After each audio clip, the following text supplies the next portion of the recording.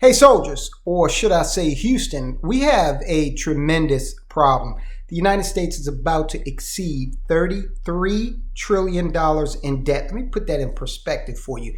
It took this country 105 years roughly to rack up $1 trillion in debt.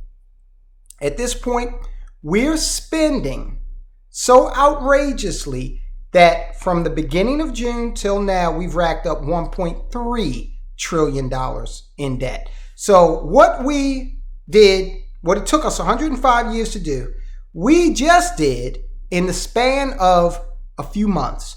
This is outrageous, totally ridiculous, but I'm going to tell you its impact on you, what it will be, and I'm going to tell you what the Fed is probably going to want to do, and it's not so good for us, okay? So let's just start out with understanding what's going on here with this tremendous amount of money we're spending. Now, look, we all know the solution, okay? We're going to have to get spending under control. And that's going to mean a lot of pain for a lot of Americans. But it also should mean some pain for those organizations, nations, corporations that we fund outside this nation as well. U.S. national debt nears $33 trillion, sparking widespread concern over a potential September shutdown. That's the other thing. We're going for the shutdown thing again, so get ready for all of the talking heads to, start talking about how it's the end of the world because government employees might get laid off. Look, I don't want to see anybody laid off, but I will say this. Hey, government employees, this is what we got to put up with in the private sector. No job is guaranteed to you. And guess what? I've known quite a few people who have been laid off from their jobs, and they did something really radical. They got a new one. So if we have to start cutting back on so-called government services, look, we put a man on the moon before we had a Department of Education. Okay, so I'm not sure we need all these government agencies. We're going to have to stop spending. The United States is on the brink of reaching a staggering $33 trillion in national debt. And this is according to the latest data from the U.S. Department of Treasury's Bureau of the Fiscal Service. In the past month, the U.S. total public debt outstanding has ballooned by $306 billion. So in 1 month, we've racked up $1/3 of $1 trillion in a month. Settling down at approximately $32.91 trillion. By the time you watch this, we're probably going to be well over $33 trillion. This rapid increase comes after the debt surpassed the $32 trillion mark on June 15th. Okay, so like I said, from the beginning of June 1st, through to today, we've racked up $1.3 trillion. From June 15th on through now, roughly $1 trillion. What does the term total public debt outstanding signify? And why is it significant? Essentially, it refers to the cumulative debt that the U.S. federal government is obligated to repay to both external and internal lenders. In other words, people who purchased treasury bonds from the U.S. Now, let me tell you a little something about this. And this is where interest rates come in.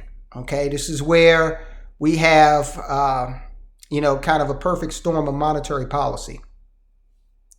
When you hear somebody say, oh, well, one option the government has is to inflate their way out of the debt. That's what they're going to do. What they mean by that is they're going to go ahead and start lowering interest rates again and just say, guess what? Americans, you're going to just eat this debt. What do I mean by that? Well, every month, a portion of the treasury notes come due. And the interest has to be paid out on those. Now, because we're in a higher interest rate environment, that means that we are now paying more interest on the national debt than ever before. So we're in a situation where the Fed is looking like, what's more important? us being able to continually service this debt or lowering prices for the consumer. I would hate to be Jerome Powell, because if he chooses the latter and says, the hell with the consumer, then the economy is going to run up on the rocks at some point, because we just can't continue to pay these exorbitant prices for necessities. And we're looking at runaway inflation if they try to inflate themselves out of this debt. According to a report by the Daily Huddle, a recent survey conducted by the Peter G. Peterson Foundation reveals that the American public is increasingly anxious about the country's fiscal stability. Check this out. You've got this issue, the debt, being one that Americans agree on by and large, regardless of political ideology or affiliation. The study indicates that 91% of Democrats and 89% of Republicans are urging lawmakers to address the national debt and prevent future government shutdowns. Well, we're going to have one hell of a government shutdown if we don't get spending under control. And this is just something that Americans are going to have to grow up and realize. We cannot continue to fund this gravy train to the tune that we have been. And I mean, we're sending all kinds of money overseas. Okay, we do that seems like every couple of weeks. Somebody who I won't name over in Eastern Europe gets hit off with billions of dollars. And I know somebody is going to say, well, we're just giving them equipment. We're not giving them money. Look, you're giving them top-notch military equipment that has a monetary value, all right? That has a value to it. We're giving them money. Come on, let's not play that game and try to parse the language so thinly. If you're trying to do that, then you know, if you're splitting those kinds of hairs, you know your argument is thin gruel.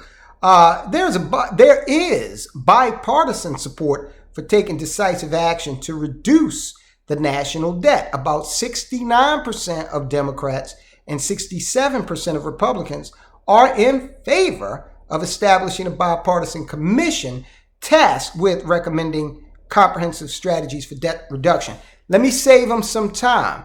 And this is a sacred cow that I'm about to recommend for partial sacrifice. Our military budget has to be cut. All right? It has to be cut. We cannot continue to have a military that spends more than the next 8 nations combined. How about we cut back to the next 5 nations combined? Do you think that'll get the job done? All right, we just cannot afford it, especially when you look at the state of the domestic economy. Now, I know Biden has tried to convince everybody that everything's just coming along well, and Bidenomics is the best thing since sliced bread. It baffles me how he brags about that, how he has the nerve to brag about it. But in actuality, Bidenomics looks a lot like Herbert Hoover style economics. Now, I know that's a complex subject. Hoover wasn't the villain economically that they cast him as, but the realities of the economy that he left are very real. Looking at another aspect of this, do you know U.S. Treasuries are actually experiencing their longest stretch of losses since just after the Revolutionary War? 1787 is the last time we saw bonds perform this way. And as you know, when interest rates rise, bond prices fall. So we're getting it from all angles here, and it is the culmination of a tremendous amount of monetary and fiscal mismanagement. Now, here's the thing. As this debt continues to balloon, they, being the people who manage fiscal policy, the president and the Congress, are going to raise taxes. All right? There is no way we're racking up $1 trillion every quarter and we're not going to raise taxes. Now, the Trump tax cuts are scheduled to expire in 2025. Okay, so that's going to go away. It's an automatic tax increase. Those top rates, the rates are going to revert. The rates are going to revert to the pre-Trump tax cut legislation levels.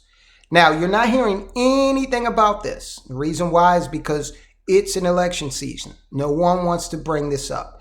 And that's our fault as voters, because we've broadcast to these politicians that if you come to our district and you promise a whole lot of pork being, congressional spending, that, hey, look, we'll vote for you. But listen, that day is literally over. It's over.